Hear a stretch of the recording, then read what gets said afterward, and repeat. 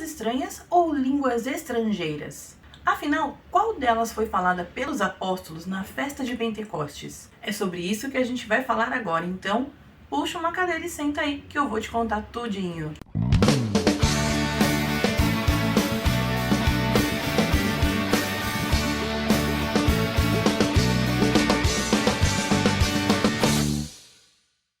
Após a sua ressurreição e pouco antes de subir aos céus, Jesus Cristo orientou seus discípulos a ficarem em Jerusalém até que do alto eles fossem revestidos de poder.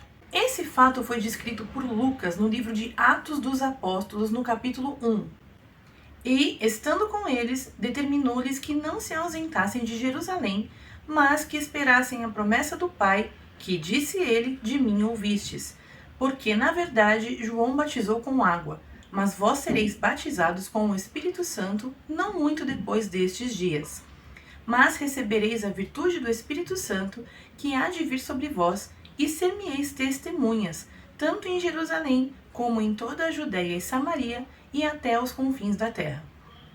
Poucos dias depois disso, aconteceu a festa de Pentecostes, celebração feita pelos judeus em agradecimento a Deus pela colheita, e ela acontecia sempre 50 dias depois da celebração da Páscoa. Lembre-se que a morte e a ressurreição de Jesus Cristo coincidem com a data da celebração da Páscoa judaica. Diferentemente da festa da Páscoa, que era comemorada em casa, a festa de Pentecostes, também chamada de Festa das Semanas, era uma celebração agrícola, originalmente realizada na roça, no lugar onde se cultivava o trigo e a cevada, mas posteriormente foi levada para os lugares de culto, particularmente o Templo de Jerusalém.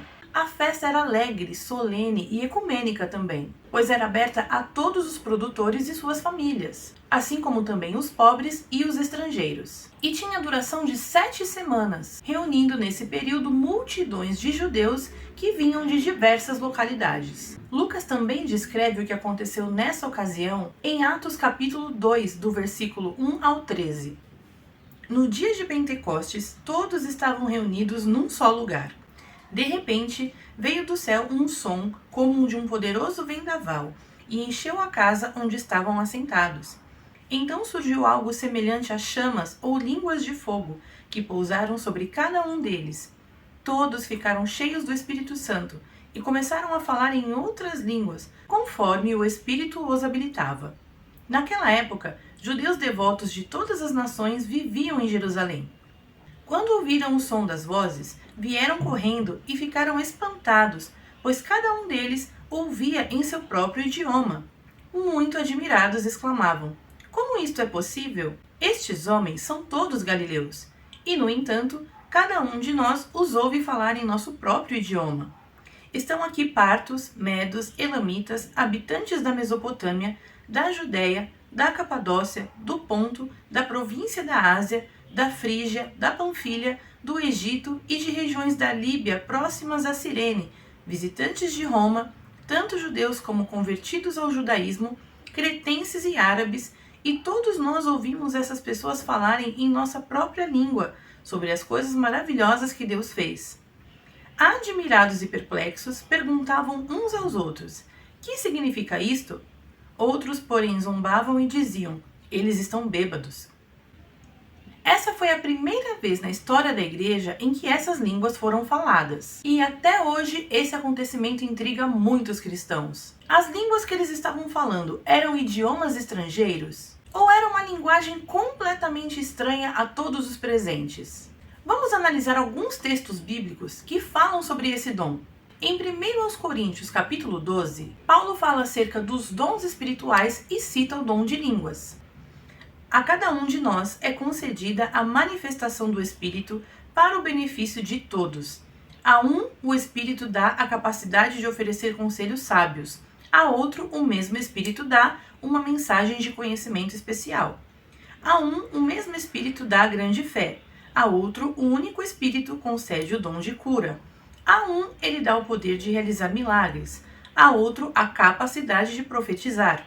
A outro, ele dá a capacidade de discernir se uma mensagem é do Espírito de Deus. Há ainda um outro texto de Paulo no mesmo livro, no capítulo 14, com mais detalhes.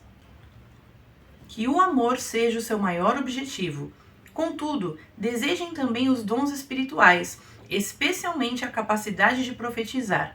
Pois quem fala em línguas fala apenas com Deus, pois ninguém mais o entende, e em espírito fala verdades ocultas. Mas aquele que profetiza fortalece, anima e conforta os outros. Quem fala em línguas fortalece a si mesmo, mas quem profetiza fortalece toda a igreja. Gostaria que todos vocês falassem em línguas, mas gostaria ainda mais que todos profetizassem, pois a profecia é superior a falar em línguas, a menos que alguém interprete o que vocês dizem, para que toda a igreja seja fortalecida. Irmãos, se eu for visitá-los e falar em línguas, em que isso os ajudará? Mas, se eu lhes trouxer uma revelação, um conhecimento especial, uma profecia ou um ensinamento, isso lhes será proveitoso. Até mesmo instrumentos inanimados como a flauta ou a harpa precisam soar as notas com clareza. Do contrário, ninguém reconhecerá a melodia. E, se a trombeta não emitir um toque nítido, como os soldados saberão que estão sendo convocados para a batalha? O mesmo acontece com vocês. Se usarem palavras incompreensíveis, como alguém saberá o que estão dizendo?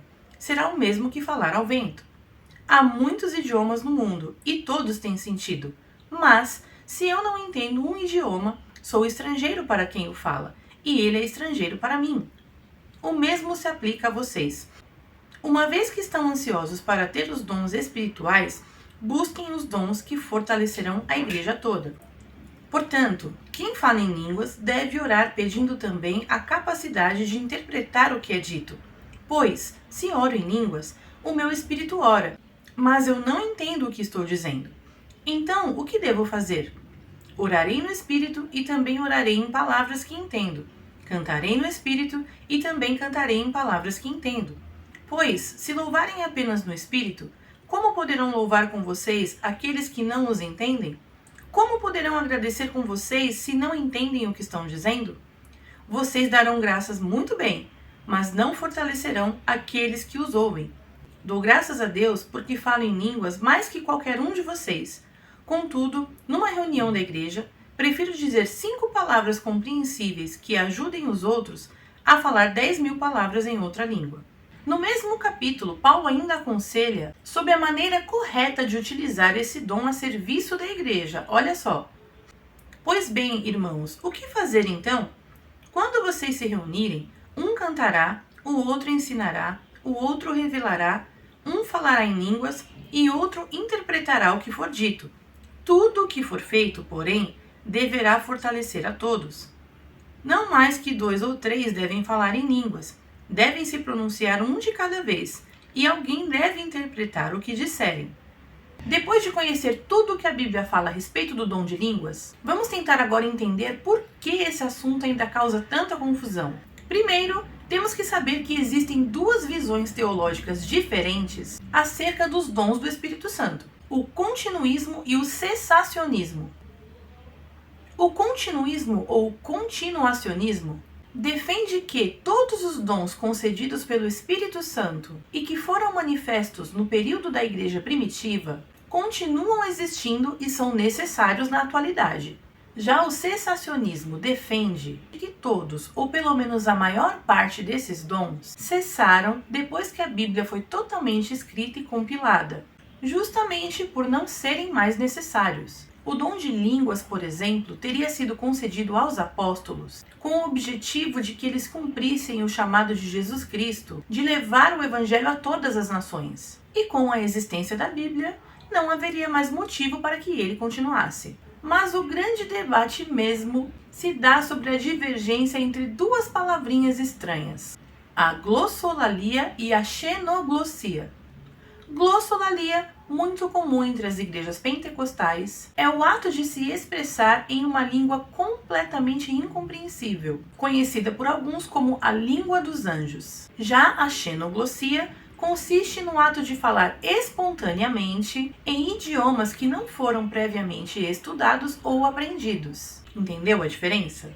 Agora voltemos à pergunta inicial. O que foi falado no dia de Pentecostes? Línguas estranhas ou línguas estrangeiras? Glossolalia ou xenoglossia?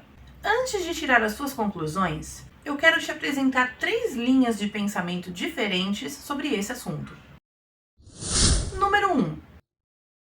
Alguns pastores e teólogos defendem a ideia de que a Bíblia Sagrada apresenta a existência das duas coisas, em livros diferentes, em ocasiões diferentes e com propósitos diferentes. De acordo com essa linha de pensamento, o que aconteceu no dia de Pentecostes foi uma manifestação da xenoglossia, ou seja, os apóstolos falaram em idiomas estrangeiros, pois estavam falando diretamente com as pessoas e não necessitavam de interpretação, porque, de acordo com o próprio texto, cada pessoa presente os ouvia falar em seu próprio idioma.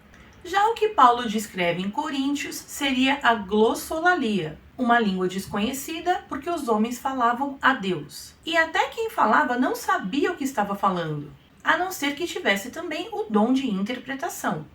As línguas utilizadas em Atos serviam para edificar as pessoas, ou seja, para que todos pudessem ouvir sobre as grandezas de Deus. Já a língua descrita em 1 aos Coríntios era um dom para edificação própria, e por isso não deveria ser falada em público, a não ser que houvesse um intérprete. Resumindo, essa linha de pensamento defende a existência tanto da glossolalia como da xenoglossia. Número 2.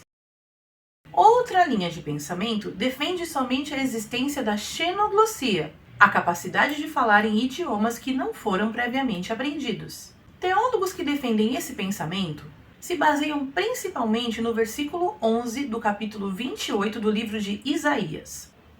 Se vocês não quiserem ouvir o que eu digo, então o Senhor falará com vocês por meio de estrangeiros que falam uma língua estranha. Esse mesmo versículo foi citado por Paulo aos Coríntios quando ele falava sobre os dons espirituais. Portanto, entende-se que não faria nenhum sentido Paulo estar falando sobre a prática da glossolalia, que nunca foi difundida pelos apóstolos. Sobre a chamada língua dos anjos, entende-se que não há nenhuma base bíblica para apoiar essa crença, visto que o único texto bíblico que utiliza esse termo é a primeira carta de Paulo aos Coríntios, capítulo 13, versículo 1. Ainda que eu falasse as línguas dos homens e dos anjos, mas não tivesse amor, seria como um sino que ressoa ou um símbolo que retine. Interpreta-se que, nesse texto, Paulo não está afirmando que de fato exista uma língua dos anjos, até porque todas as vezes que a Bíblia menciona o aparecimento de anjos na Terra, eles se comunicavam na linguagem humana. No Antigo Testamento, quando anjos apareceram a Moisés, Abraão, Davi ou Ana, ou no Novo Testamento, quando apareceram para Paulo, José, Zacarias, Maria, João, sempre falaram o idioma nativo de cada personagem. Portanto, não haveria sentido no fato de pessoas falarem em uma língua estranha e afirmarem ser essa a língua dos anjos. Número 3. Essa última linha de interpretação defende que o que ocorreu no dia de Pentecostes e o que ocorria também na igreja em Corinto refere-se à mesma coisa, a prática da glossolalia, expressar-se em um idioma indecifrável, e apoiam esse pensamento na própria descrição da descida do Espírito Santo no livro de Atos. A Bíblia descreve, como já lemos no texto, que algumas pessoas acharam que aqueles que estavam falando em línguas estavam bêbados. Crê-se então que não haveria nenhum motivo para pensar em isso se aqueles que estavam falando em línguas estivessem falando perfeitamente outros idiomas. Portanto, teria sido um idioma diferente que causou tanto espanto a todos os presentes. A maioria dos que seguem essa interpretação até acreditam na existência da xenoglossia, mas afirmam que não foi isso que aconteceu no dia de Pentecostes. E afirmam também que o ato de falar em línguas estranhas é um sinal externo do batismo com o Espírito Santo. Ou seja, aquele que não fala em línguas verdadeiramente não é batizado com o Espírito Santo. Bem, agora que você já conhece as principais interpretações destes textos bíblicos sobre o dom de línguas, deve estar se perguntando qual delas é a interpretação correta. Para obter essa resposta, é preciso analisar todas elas com muita cautela, debruçando-se nos textos bíblicos em que elas se apoiam. Como eu disse em um outro vídeo aqui no canal, Nossas dúvidas nos levam a um estudo aprofundado das Escrituras. E é somente através desse estudo que poderemos finalmente obter respostas, porque o estudo te obriga a descobrir por si mesmo e não mais acreditar em tudo que te dizem. De qualquer forma, eu quero muito saber a sua opinião, então deixa ela aqui nos comentários para mim. Se você gostou desse vídeo, curta, compartilhe ele com seus amigos, se inscreve aqui no canal se você ainda não for inscrito e ative o sininho de notificações para você não perder nenhum lançamento aqui do canal. Deixa um comentário para mim, por mais simples que seja, um emoji, um coração, para o YouTube saber que esse tipo de conteúdo é relevante para você e assim ele te recomenda os outros vídeos que forem saindo aqui no canal. Eu sou a Thaís Manocchio em Curiosidades Teológicas.